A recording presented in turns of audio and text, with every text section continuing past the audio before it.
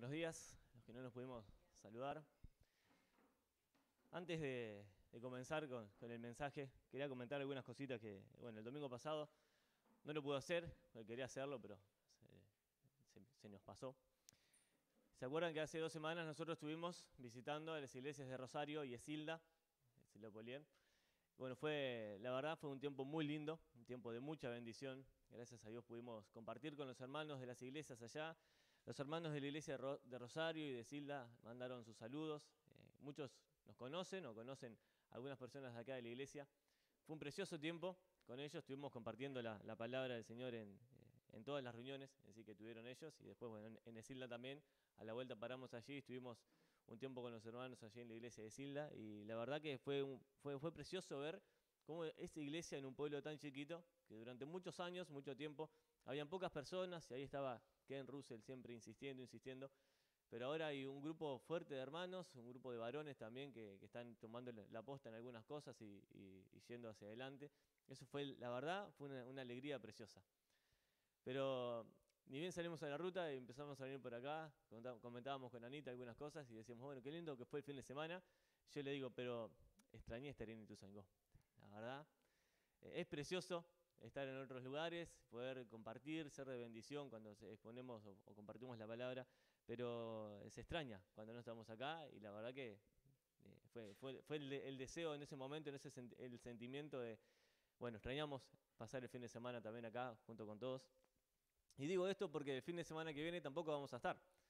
Y no es que nos guste salir y que disfrutemos simplemente de irnos y estar en otros lados. Nos gusta estar acá, obviamente amamos nuestra iglesia, pero también el Señor nos ha llamado a poder participar y servir en otros lugares. Y nos ha llamado, en definitiva, también a poder enseñar la palabra de Dios en diferentes lugares. Y en eso, simplemente cuando tratamos de organizar las cosas y sin afectar mucho las actividades de la iglesia, salimos. Pero el fin de semana que viene es un fin de semana especial porque está el retiro de líderes, y unos cuantos de acá también vamos a salir. Vamos a disfrutar de un tiempo en el campamento Ombú, pero también vamos a extrañar estar acá. Así que les pido que estén orando por nosotros, por cada uno, que podamos aprovechar el tiempo, ser edificados también y ser de bendición en lo que nos toca hacer en el retiro también. Gracias por las oraciones, gracias por el tiempo, porque sé que muchos estuvieron orando por el tiempo allá en Rosario. Y les pido que sigan orando ahora por el retiro de líderes también. Muy bien, vamos a la Biblia. Vamos a ir a Efesios capítulo 2.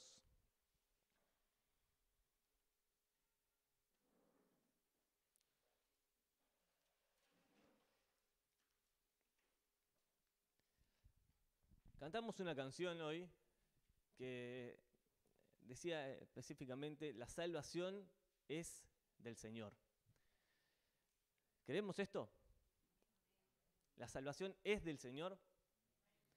Bueno, mi objetivo para hoy es hablar simplemente de esa palabra, de la palabra salvación.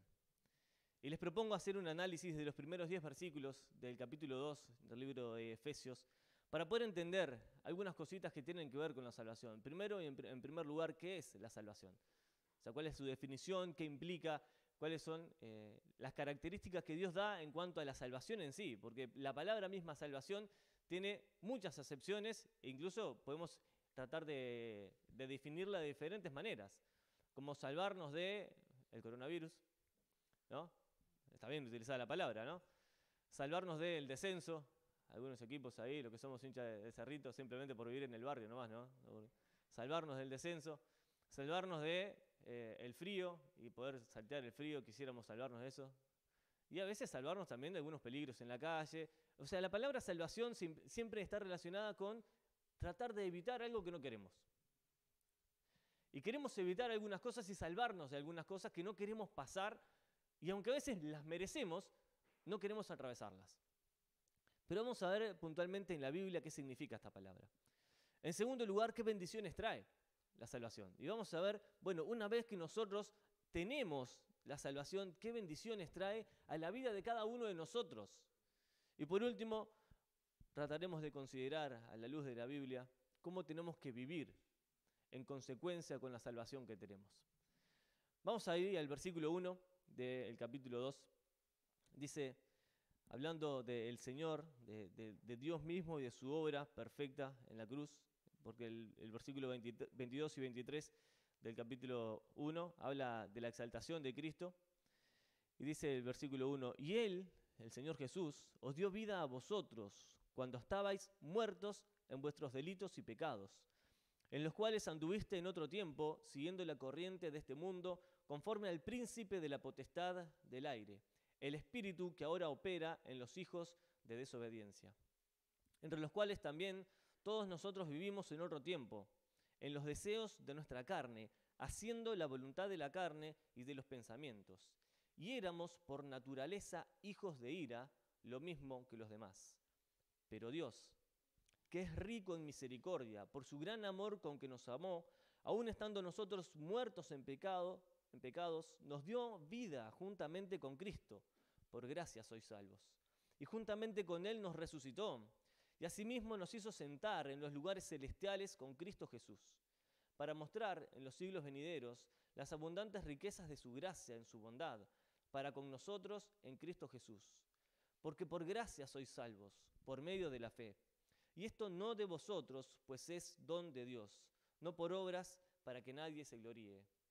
Porque somos hechura suya, creados en Cristo Jesús para buenas obras, las cuales Dios preparó de antemano para que anduviésemos en ellas. Estos versículos, seguro, muchos de los que estamos acá los hemos leído varias veces. Y creo que podemos analizar específicamente qué es lo que tiene que decirnos Dios en esta mañana tocante a la salvación y a nuestra salvación. En primer lugar, la salvación, decíamos, es pura y exclusivamente del Señor. Ninguno de nosotros puede salvarse. ¿Y salvarse de qué? Acá el versículo 1 dice que Dios nos dio vida a nosotros, a los que creímos en Cristo, cuando estábamos muertos en delitos y pecados.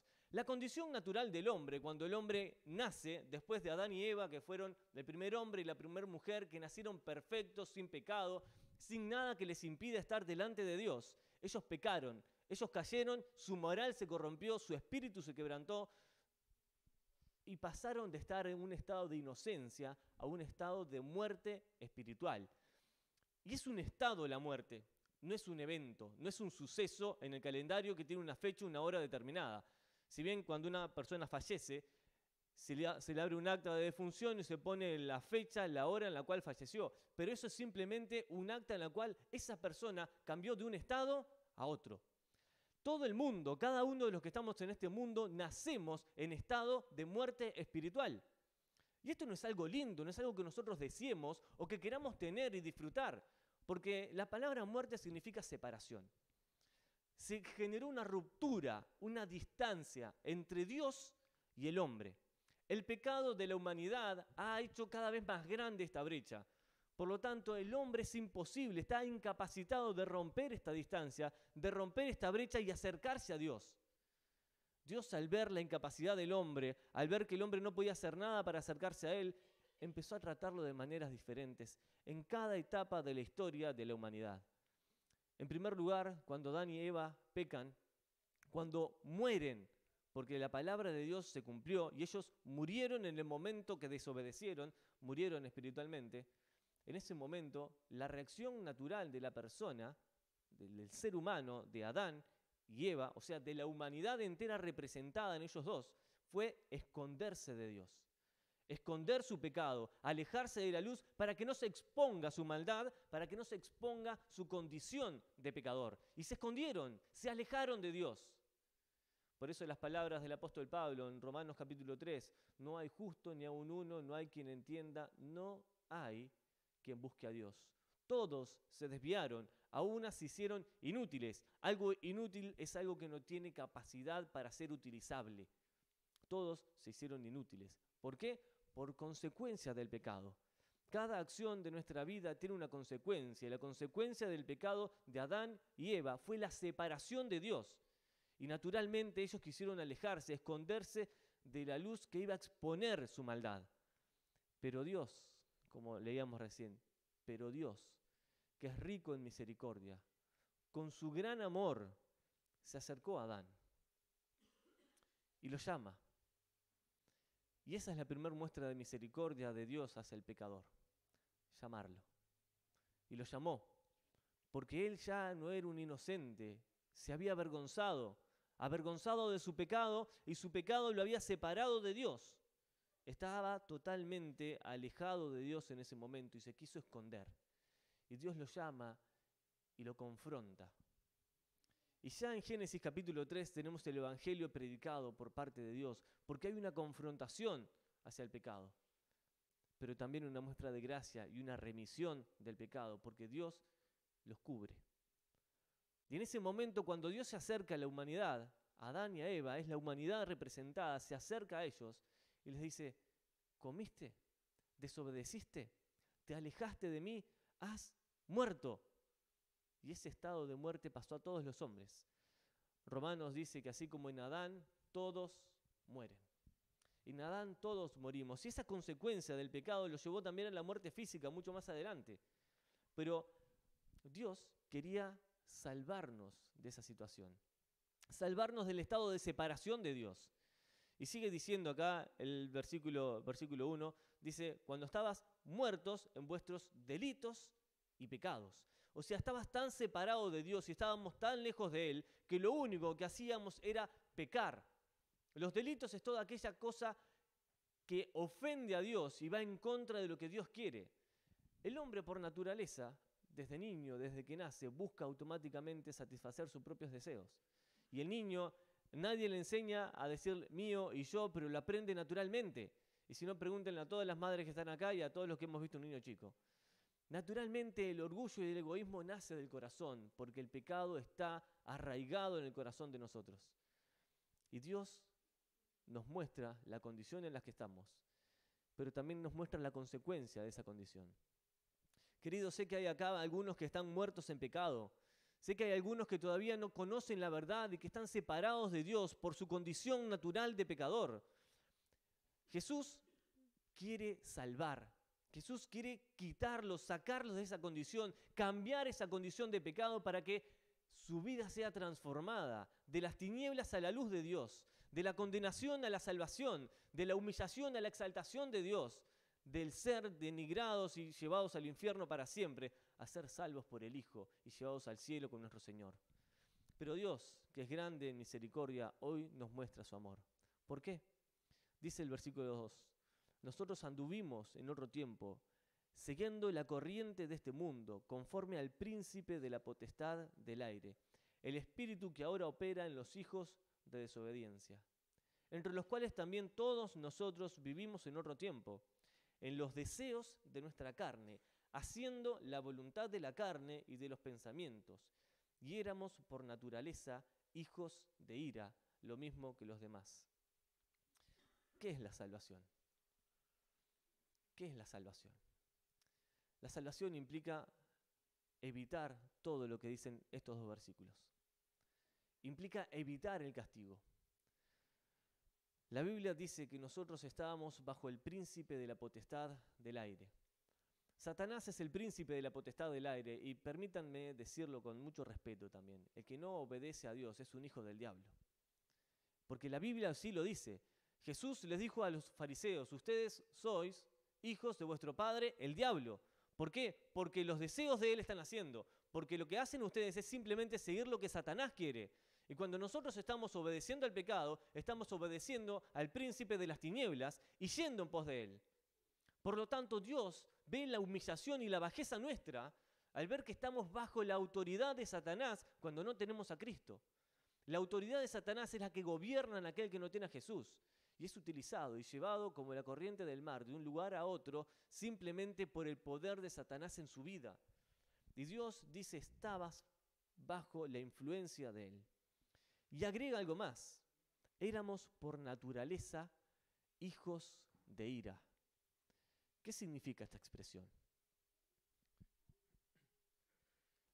Otra de las canciones que cantamos hoy reflejan justamente esto. Toda la ira de Dios, ¿sobre quién cayó? La cantábamos, ¿verdad? Toda la ira de Dios recayó sobre Jesús. Porque Dios vio que había algo inevitable para el hombre, y era la consecuencia de su pecado. Dios vio que había algo que era inevitable para la humanidad y era ser juzgado con justicia, porque Dios es justo. Y un Dios justo va a hacer justicia, y la hizo. Y tenía dos opciones: juzgarnos a todos nosotros por consecuencia de nuestro pecado y que su ira sea derramada sobre nosotros porque el juez justo así lo iba a hacer, o colocar un sustituto. Alguien que no tuviera defectos, que no tuviera pecado. Alguien que fuera capaz de soportar lo que nosotros merecíamos, pero que tuviera el poder para vencerlo y librarlo. Y eso fue lo que Dios planificó desde antes de la fundación del mundo, porque Apocalipsis dice que Jesús es el Cordero inmolado desde antes de la fundación del mundo. Antes que Dios creara la humanidad, creara el mundo y todo lo que existe, Dios pensó en tu salvación. Dios pensó en mi salvación. Dios pensó en cambiarnos de este estado de perdición al estado de vida eterna. Éramos por naturaleza hijos de ira, lo mismo que los demás. Ahora vivimos en una sociedad que lamentablemente está sumergida en delitos y pecados. Está siendo arrasada por la influencia de Satanás. Y Satanás hace lo que quiere con ellos porque son sus hijos y están bajo su influencia. Es bueno a veces hacer el ejercicio de mirar hacia atrás y recordar de dónde nos sacó el Señor. Éramos por naturaleza hijos de ira, lo mismo que los demás. No éramos más que los demás. Lo mismo que ellos, éramos por naturaleza hijos de ira. Muerte espiritual. Muerte espiritual es el estado natural del hombre que no ha conocido a Dios, que no ha sido regenerado, que está totalmente ajeno a la vida de Dios. Vamos unas páginas más adelante. Efesios capítulo 4. Versículo 17 dice: esto pues digo y requiero en el Señor, que ya no andéis como los otros gentiles que andan en la vanidad de su mente. Versículo 18, y acá venimos. Teniendo el entendimiento entenebrecido, ajenos de la vida de Dios por la ignorancia que en ellos hay, por la dureza de su corazón, los cuales, después que perdieron toda sensibilidad, se entregaron a la lascivia para cometer con avidez toda clase de impurezas. Mas vosotros no habéis aprendido así a Cristo. Ajenos a la vida de Dios. Queridos, esto parece un mensaje duro, pero hay esperanza.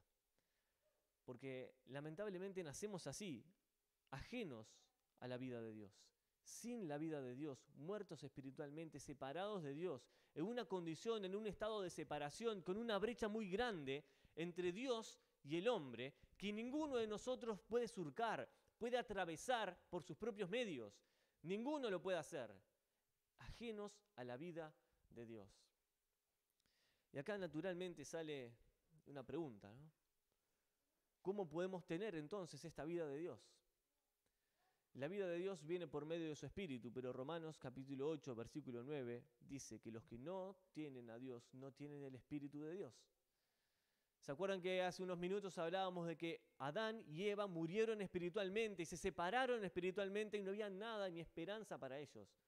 Porque por sus propios medios no podían volver al estado anterior, no podían volver atrás. La consecuencia del pecado fue inmediata y su espíritu murió, su espíritu se separó de Dios.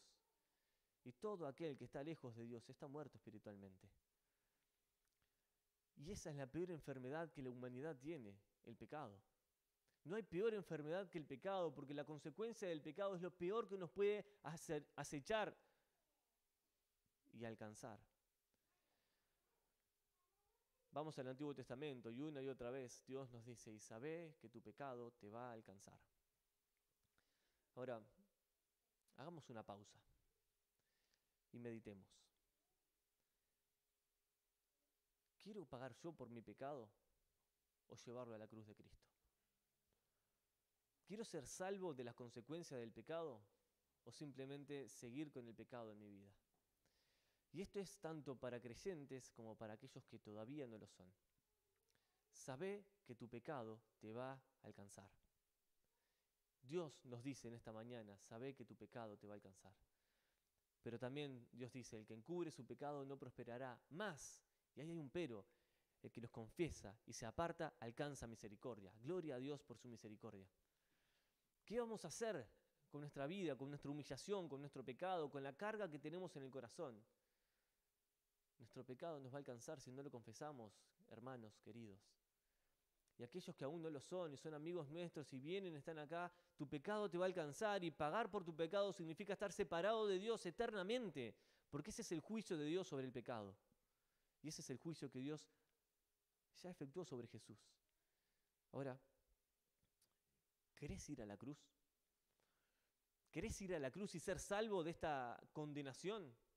Dios no ruega a nadie que se arrepienta, pero nosotros, los hijos de Dios, rogamos en el nombre del Señor que te arrepientas de tu pecado y que creas en Jesús como Salvador, si aún no has creído en Él como Salvador.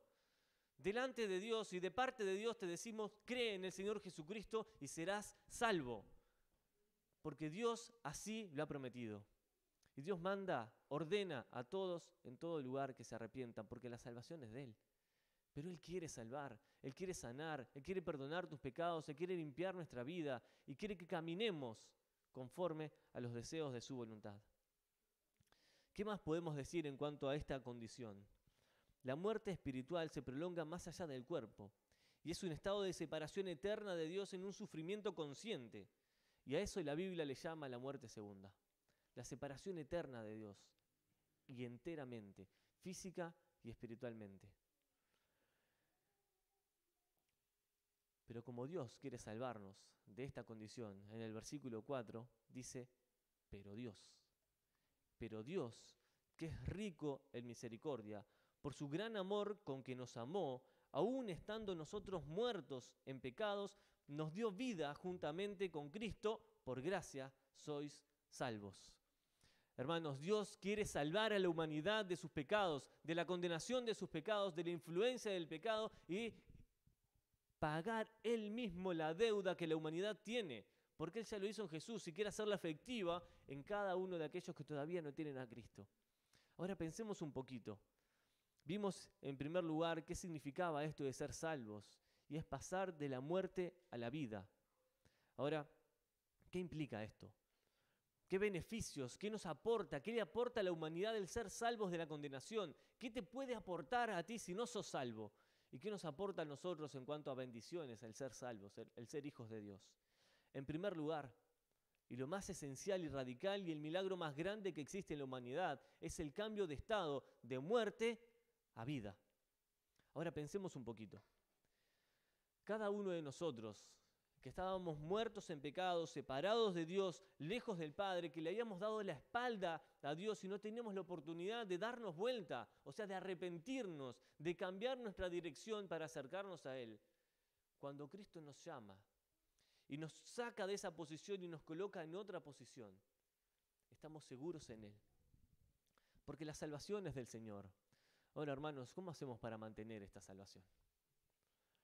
Y quiero hacer énfasis en esto porque muchas veces hay dudas en estos temas. La salvación es de Dios.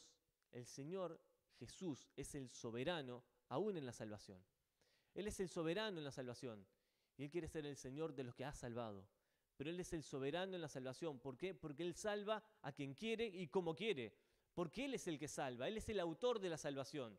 Y entonces, si Él es el que nos salvó y nos trasladó de las tinieblas a su propio reino, a este reino espiritual, ¿qué tenemos que hacer nosotros para mantener esta salvación? Vamos a la Biblia. Juan capítulo 10, versículos 27 al 30. Jesús dice, mis ovejas oyen mi voz y yo las conozco y me siguen. Y yo les doy vida eterna. Y una vida eterna es una vida que no acaba. Algo eterno es algo que no tiene principio ni final. ¿Y cómo nos da vida eterna Jesús? Si no solamente por medio de su Espíritu. Tener la vida eterna significa tener al Eterno. Y tener al Eterno nos comunica su vida en nosotros. Y esa comunicación de la vida de Dios en la vida de personas tan frágiles como nosotros nos da seguridad. Porque continúan diciendo esos versículos, que Él nos tiene en su mano. Dice, y mi Padre que me las dio es mayor que todos, y nadie las puede arrebatar de la mano de mi Padre. Por lo tanto, estamos guardados en la mano de Cristo, pero a su vez protegidos por la mano del Padre, y todos unidos por medio de su Santo Espíritu. ¿Quién puede romper esta unidad? ¿Quién puede separar a Cristo del Padre? ¿Quién puede separar al Padre de su Santo Espíritu? ¿Y quién puede arrebatarnos de la mano de los dos? Juan 5:24 dice que Dios nos ha dado vida eterna y que nadie nos la puede quitar, Por lo tanto, la salvación no depende de aquel que fue salvado, sino del que salvó. Y ahora pregunto, ¿Dios es hombre para que se arrepienta de algo que ha hecho? Si Dios salva, ¿quién puede contradecirlo? ¿Quién puede hacerlo cambiar de opinión? Si él cambiara de opinión, se contradeciría su propia naturaleza. Por lo tanto, si sos salvo es porque creíste en Cristo, y si creíste en Cristo, tu salvación está segura en Él, una vez y para siempre. Y no lo digo yo, lo dice Dios. Estamos seguros, firmes, tranquilos en nuestro Señor. Esta es una de las doctrinas fundamentales que encontramos en la Biblia, la seguridad de nuestra salvación, y lo creemos. Realmente creemos que estamos seguros en Cristo y que nada ni nadie nos puede arrebatar de la mano de Dios. Nadie nos puede arrebatar de la mano del Padre, nadie. Segunda de Corintios, capítulo 5, versículo 17, dice claramente que los que han creído en Cristo son una nueva creación hecha de nuevo. Algo que era inmundo por el pecado que había en él, fue hecho nuevo, transformado, porque Dios lo transformó. Y si Dios lo transformó, ese proceso es inquebrantable, porque Dios lo hizo. Y no se puede volver a la condición anterior. No porque queramos. ¿Quién va a querer estar de nuevo en esa condición de pecado? ¿Quién va a querer estar de nuevo en esa condición de separación eterna de Dios, de hijos de ira? Ninguno de nosotros quisiera volver atrás. Y aunque lo quisiera, tampoco podría, porque estamos seguros en Él, seguros en Cristo. Eso es una de las garantías que vienen de parte de Dios. Dios nos ha hecho salvos por medio de su Santo Hijo y nos mantiene en Él por medio de su Santo Espíritu. ¿Y quién puede contradecir?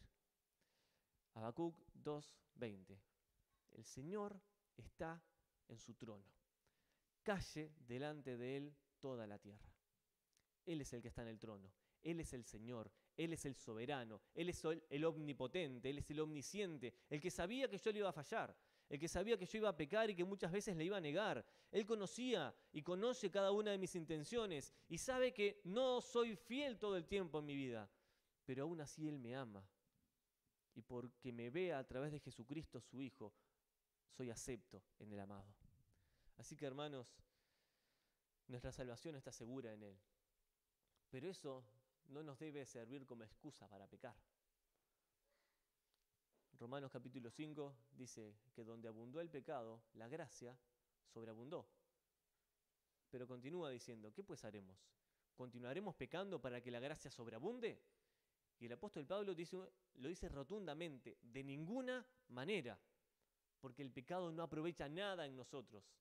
El pecado nos separa de Dios y también nos sigue trayendo malas consecuencias a nuestra vida. Así que de ninguna manera debemos perseverar en el pecado, sino más bien transformar nuestra mente, como lo dice en el capítulo 12. Renovar nuestra mente, transformarnos a nosotros mismos. ¿Para qué? Para que podamos comprobar cuál es la voluntad de Dios, que es buena, agradable y perfecta. Eso es lo que Dios quiere para nosotros. En segundo lugar, ¿qué nos aporta la salvación a nosotros? Hablamos acerca de la seguridad y que realmente estamos en Él. El versículo 6 dice, y juntamente con Él nos resucitó y asimismo nos hizo sentar en los lugares celestiales con Cristo Jesús. ¿Para qué? Para mostrar en los siglos venideros las abundantes riquezas de su gracia en su bondad para con nosotros en Cristo Jesús. El Señor nos ha colocado en una posición de privilegio. Y dice que nos colocó, ya lo hizo, en los lugares celestiales. ¿Qué significa eso? Que nuestra ciudadanía está en los cielos, de donde esperamos también a nuestro Salvador, al Señor Jesucristo, que venga un día por su iglesia, por nosotros. Por lo tanto, hermanos, nosotros no estamos mirando hacia arriba tratando de considerar las cosas celestiales. Estamos en el lugar celestial y miramos hacia abajo para tratar de arrebatar del infierno a aquellos que se van a la condenación. Porque ya estamos con Cristo sentados en esos lugares celestiales, posicionalmente. Efesios del capítulo 1 al capítulo 3 habla claramente de la posición del creyente en Cristo. ¿Cuál es la posición de aquel que creyó en Él? Y dice que fuimos trasladados de las tinieblas al reino de su Hijo, que fuimos colocados en los lugares celestiales, que estamos salvos y somos aceptos en el amado. Posición. La posición del creyente es en Cristo. Y en Cristo estamos delante de Dios en los lugares celestiales. Capítulo 4, 5 y 6 habla acerca de la práctica, del estado que debe tener el creyente. Y comienza desde el capítulo 4 hablando del ejercicio de los dones. Y sigue desarrollando toda la práctica que el creyente debe tener en la iglesia. Pero ahora estamos considerando nuestra posición. Salvos en Cristo y posicionalmente santos delante de Dios. Posicionalmente santos. Pero eso tiene que conllevar a que nuestra vida sea una vida donde haya santificación todos los días. Si decimos que no tenemos pecado, le hacemos a Él mentiroso. Y Él no está en nosotros. Saben que esos versículos que están en 1 de Juan, capítulo 1, están escritos para los creyentes. Pero también es una exhortación para aquel que no es creyente. Aquel que dice, yo no tengo pecado. Si decimos que no tenemos pecado, le hacemos a Dios mentiroso. Por lo tanto, hermanos, todos tenemos pecado. Y acá es donde está la separación entre nuestra posición como santos hijos de Dios y nuestra vida práctica. Si decimos que no tenemos pecado, decimos que Dios es mentiroso. Y su espíritu no está en nosotros.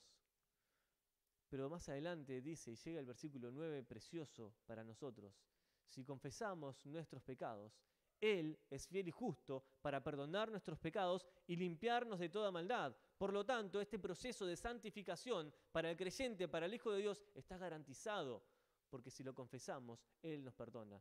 Y acá quiero hacer una gran diferencia. Dios nunca manda a los que no son creyentes a que confiesen su pecado. Dios los manda a que se arrepientan. Dios los manda a que crean en Jesús. Los manda y los llama al arrepentimiento. Porque ¿cómo puede confesar una persona sus pecados de toda la vida para ser salvo? ¿Cómo puede limpiar su corazón confesando todos sus pecados? Dios manda al que no es creyente a que se arrepienta de su pecado y por los méritos de Cristo sea salvo. Pero al Hijo de Dios les dice, si confesás tu pecado, Dios te va a limpiar ese pecado. Porque es un proceso de santificación lo que quiere hacer Dios con nosotros. Y confesar significa decir lo mismo. Cuando alguien es llamado a un juicio y le dicen que confiese, ¿qué tiene que decir? Lo que hizo. Por lo tanto, Dios nos manda a confesar nuestros pecados delante de Él. ¿Y qué es eso? Decirle a Dios lo que hicimos. ¿Y Dios qué dice? Si confesamos nuestros pecados, Él, Dios, es fiel y justo, ¿para qué? Para perdonarnos. ¿Y qué más? Limpiarnos de toda maldad. Hermanos, Dios no solamente nos salvó, sino que nos garantiza la santificación. Día tras día necesitamos venir a Dios, confesar nuestros pecados, pedirle perdón a Dios, no a los hombres, como muchas religiones por allá lo andan diciendo, a Dios. Pero aquel que es hijo puede confesar su pecado a Dios, solamente a Él.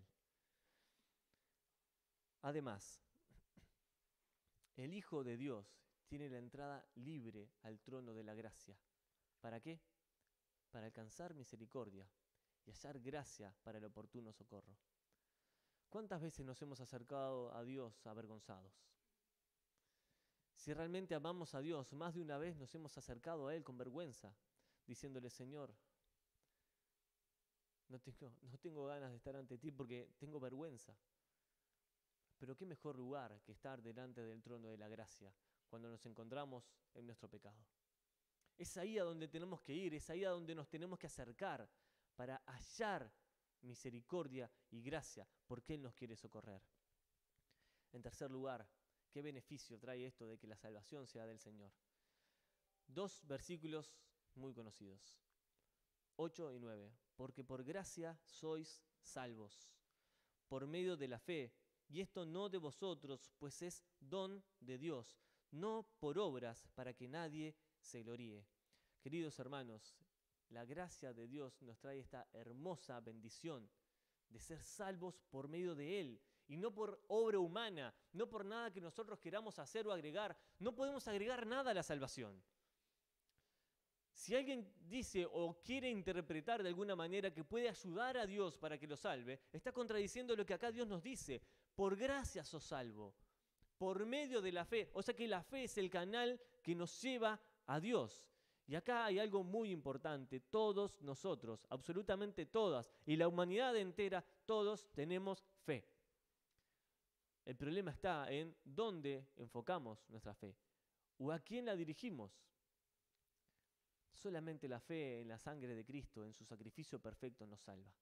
Solamente la fe en la obra redentora de Jesús nos salva, nos limpia de todo pecado. Solamente la fe en Él y nada más que eso, solo eso. Y Dios agrega, no por obras, para que nadie se gloríe. ¿Qué más necesitamos saber? ¿Qué más necesitamos agregar para saber que estamos seguros en Cristo? Que la salvación es por gracia, por medio de Él, y que nuestras obras ni aumentan ni disminuyen la salvación. Pueden aumentar o disminuir los galardones, lo que la Biblia le llama esos reconocimientos que Dios nos va a dar. Pero en cuanto a la salvación, las obras no aumentan ni disminuyen nuestra salvación. La salvación es del Señor y está segura en Él, en Cristo Jesús, una vez y para siempre. ¿Creemos esto, hermanos? Sí, lo creemos. En Cristo estamos seguros. Si realmente hemos creído en Él, tenemos las bendiciones de ser aceptos en el amado. Ahora, en tercer lugar, y por último, ¿qué implica o cómo debemos vivir nosotros a la luz de la Biblia cuando ya somos salvos? Versículo 10. Porque somos hechura suya. Hechura suya.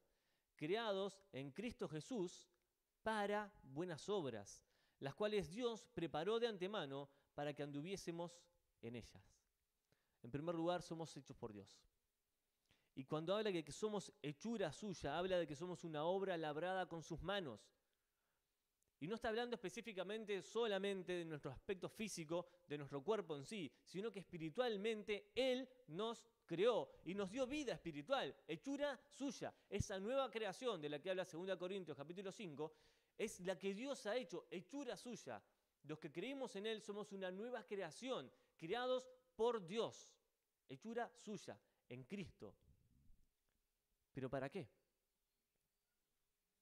Para buenas obras, las cuales Dios preparó de antemano para que anduviésemos en ellas. Y esto es algo que a mí me llama muchísimo la atención. ¿Qué podemos hacer que el Señor ya no haya pensado? ¿Y cuántas veces cantamos eso, no? ¿Qué te puedo decir que no me hayas dicho tú?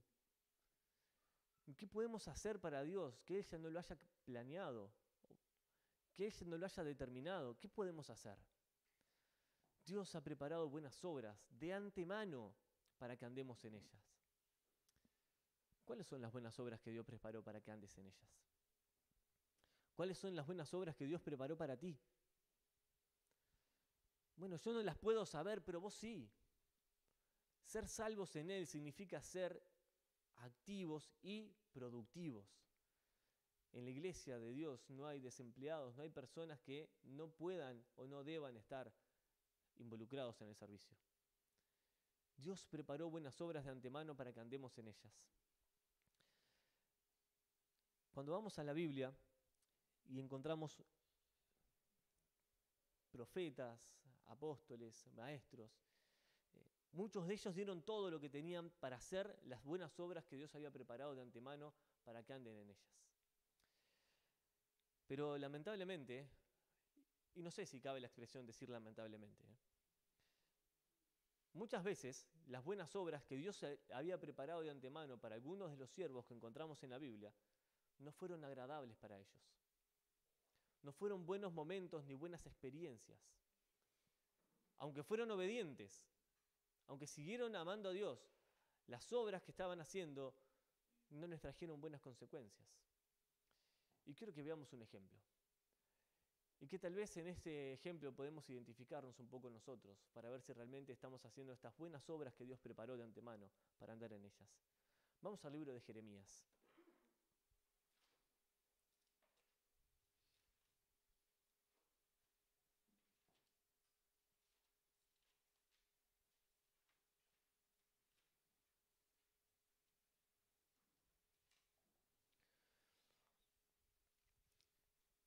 No vamos a leer los 3 capítulos que les voy a mencionar, pero vamos a considerar situaciones de estos 3 capítulos, del capítulo de 18, 19 y 20 de Jeremías.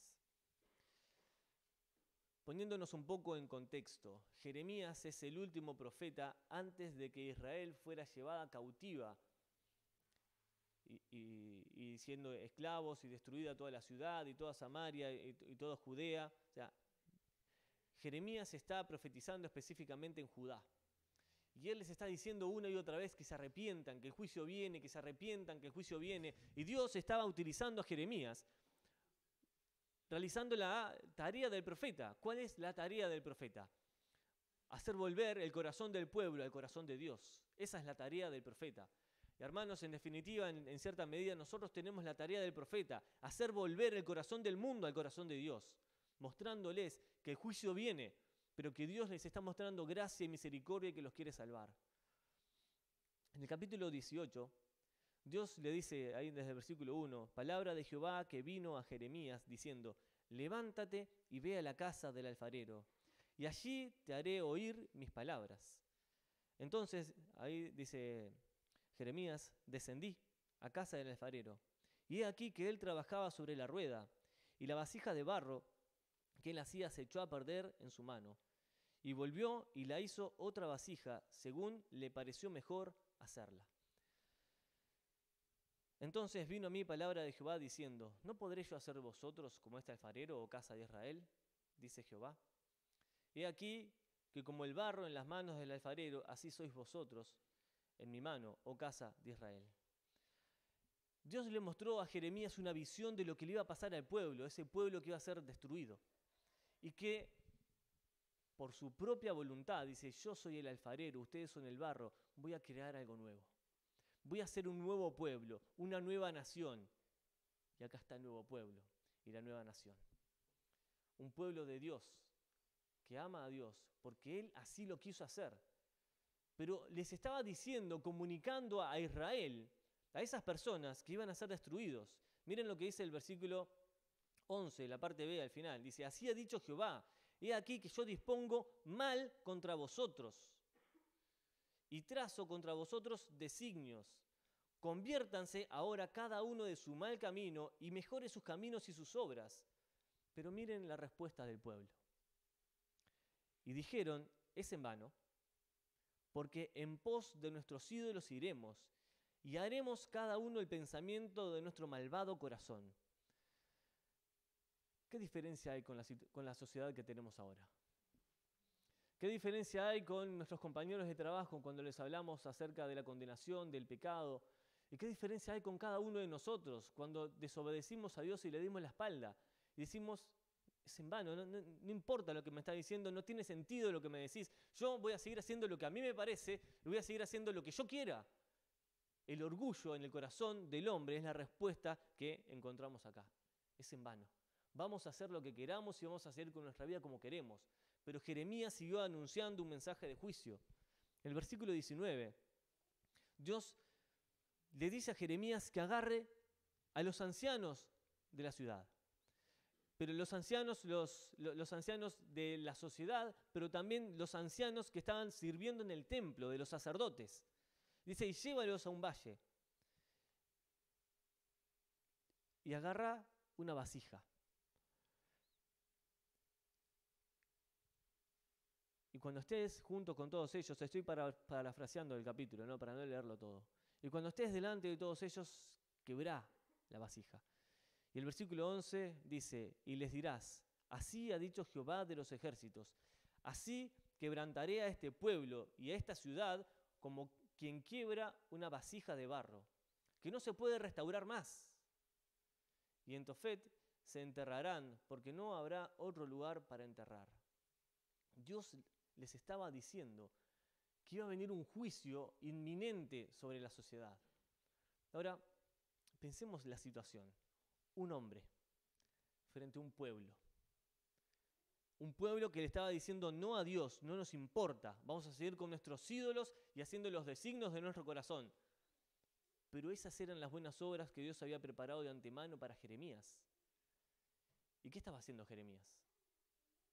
Las estaba haciendo. Pero, ¿qué consecuencias les trajo a él? ¿Qué pasó con Jeremías? ¿Qué consecuencias les trajo a él?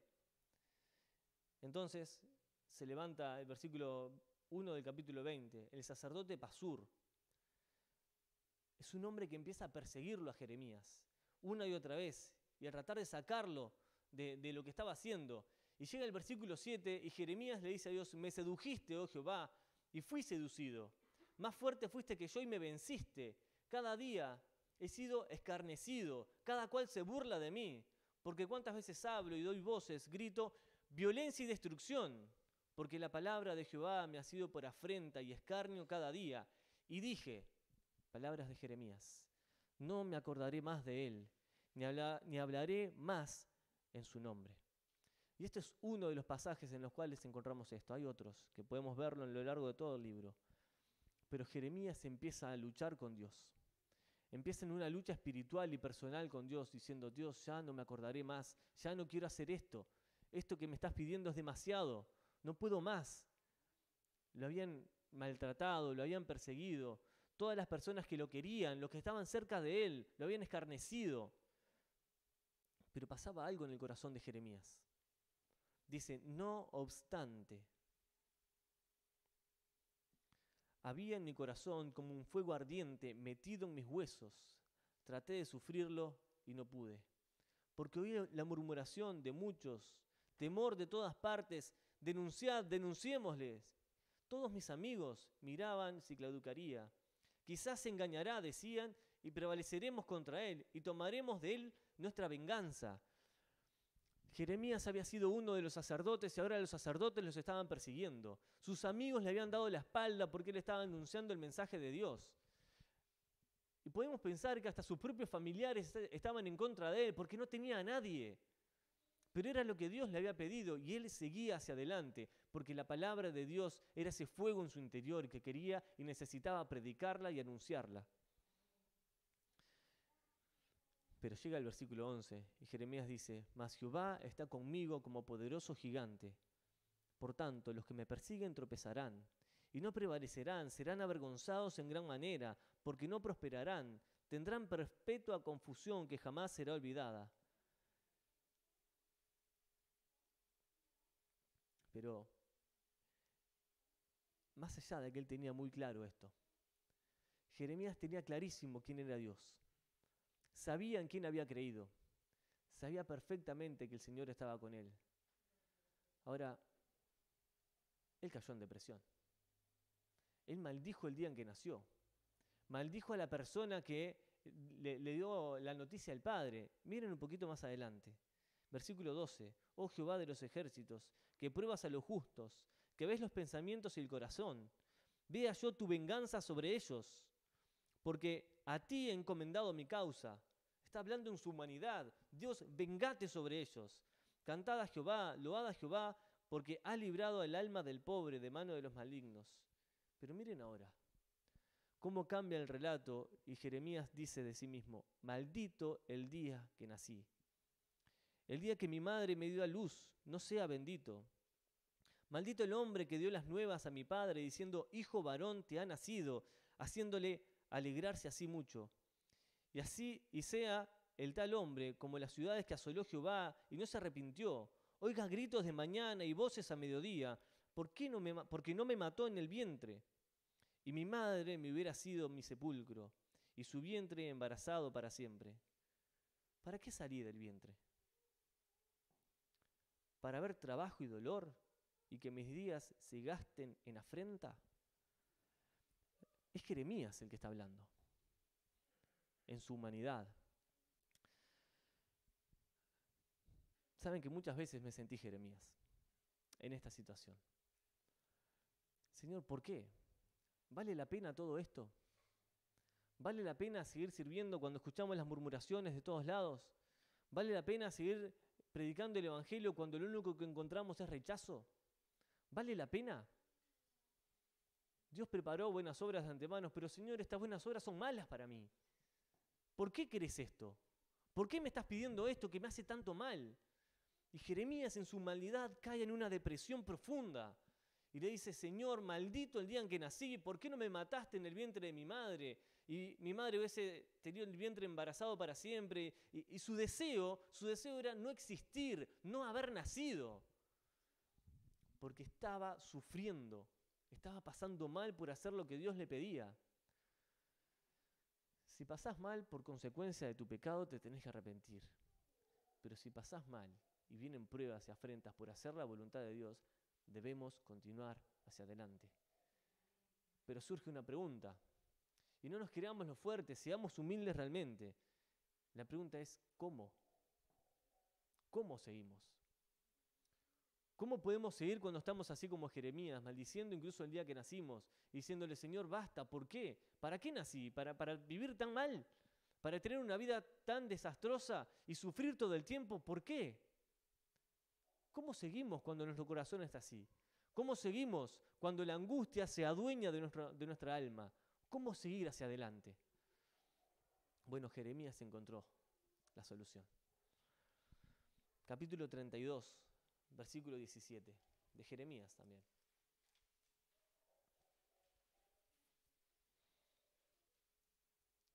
Jeremías dice, oh Señor Jehová, reconoce en quién él había creído. Oh Señor Jehová, he aquí que tú hiciste el cielo y la tierra con tu gran poder y con tu brazo extendido. Ni hay nada que sea difícil para ti. Jeremías está reconociendo que en el medio de la situación más penosa y dolorosa, porque ahí ya estaba preso inclusive, le dice, Señor Jehová, tú eres el Señor, tú eres el que hace todas las cosas conforme a su voluntad, tú eres el que gobierna, tú eres el que permite las cosas, y si esto me está pasando es porque tú lo permites. Pero dice además, con tu brazo extendido, con tu gran poder. Y cada vez que aparece esta expresión del gran poder y el brazo extendido, habla acerca de alguien que sostiene, de alguien que mantiene, que persevera, que cuida. Su poder y su brazo extendido habla de que Jeremías estaba sintiendo que estaba siendo sostenido por Dios. ¿Cómo seguimos adelante? Hermanos, vayamos a los pies de Cristo, a ser sostenidos por Él. No en nuestra propia fuerza, no en nuestro propio ímpetu. No nos creamos fuertes porque no lo somos. El domingo pasado escuchábamos acerca de sentirnos en debilidad para que el poder de Dios se enaltezca. Dice, no hay nada que sea difícil para ti, que haces misericordia a millares. No hay nada que sea difícil para ti. Hermanos, si Dios resucitó de los muertos a Jesús y el poder de la resurrección de Cristo es el que le ha dado la gloria eterna que tiene, y ese poder de la resurrección es el que ha operado en nosotros y nos ha salvado, y es el que nos ha llamado a la obra y que nos permite que sigamos hacia adelante y que preparó todas estas obras de antemano para que andemos en ellas, ¿cómo Él no nos sostendrá? ¿Cómo Él no nos cuidará? ¿Cómo dudar de su gracia y su misericordia? Él está con nosotros, pero Jeremías agrega algunas cosas más. Capítulo 33. Y hermanos, volvamos todas las veces que podamos y que debamos a estos versículos. Vino a mí palabra de Jehová la segunda vez, estando él aún preso en el patio de la cárcel, diciendo, así ha dicho Jehová, que hizo la tierra, Jehová que la formó para afirmarla, Jehová es su nombre. Y el nombre de Jehová significa no solamente Señor, sino el Señor que salva, preserva y guarda. Ese es el Señor Jehová. Jehová es su nombre y se dio a conocer como el Salvador. Y Dios le dice, clama a mí. Clama a mí. Y yo te responderé y te enseñaré cosas grandes y ocultas que tú no conoces. Esto es amor. Es el amor de Dios expresado en algunas palabras. ¿Te sentís como Jeremías en esta mañana? Agobiado, sin entender por qué pasan estas cosas, sin comprender muchas de las pruebas que tal vez estás pasando en tu vida.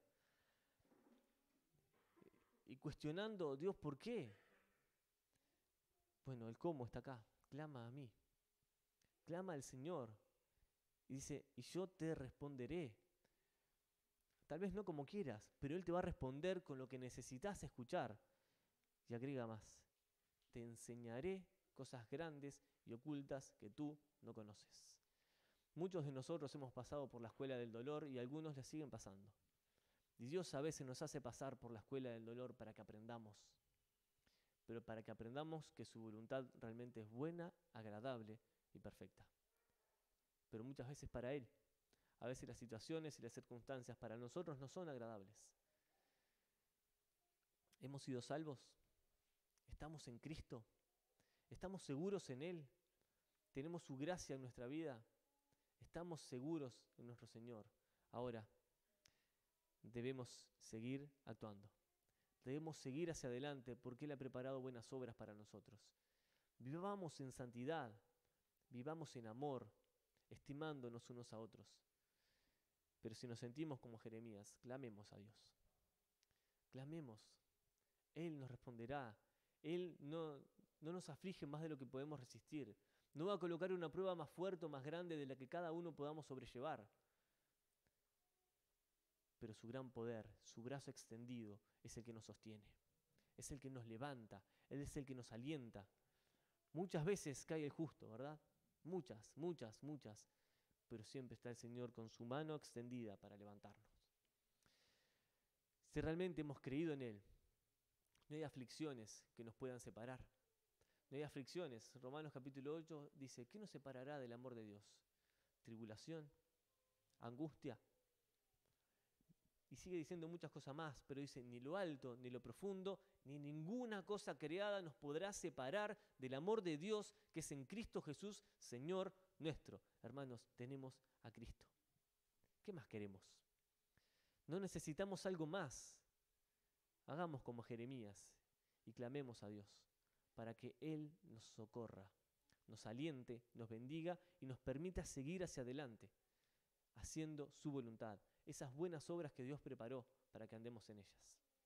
Hay otras buenas obras que son para otros, que no son para mí, que yo no las tengo que hacer, pero las que Dios me pidió que las haga, las debo hacer. Lo que Dios te pidió que hagas es lo que vos tenés que hacer y no lo que le pidió al hermano, lo que me pidió a mí y lo que te pidió a ti. Si como Jeremías nos toca pasar haciendo su voluntad, angustia, pena, dolor, hasta depresión, clama a mí, dice el Señor. Clama a mí, busca ayuda y clama al Señor, porque Él nos sostendrá. Oramos. Padre Santo, qué bendito privilegio estar ante ti, ante el Dios soberano, el único creador del cielo y de la tierra, el que nos amó, que nos limpió de nuestros pecados con su sangre, que nos trasladó de las tinieblas al reino de su amado Hijo Jesucristo. Señor, qué hermoso privilegio el ser hijos tuyos y haber sido perdonados. Gracias, Dios, porque nos alcanzaste, porque nos salvaste y porque nos bendecís con tu palabra.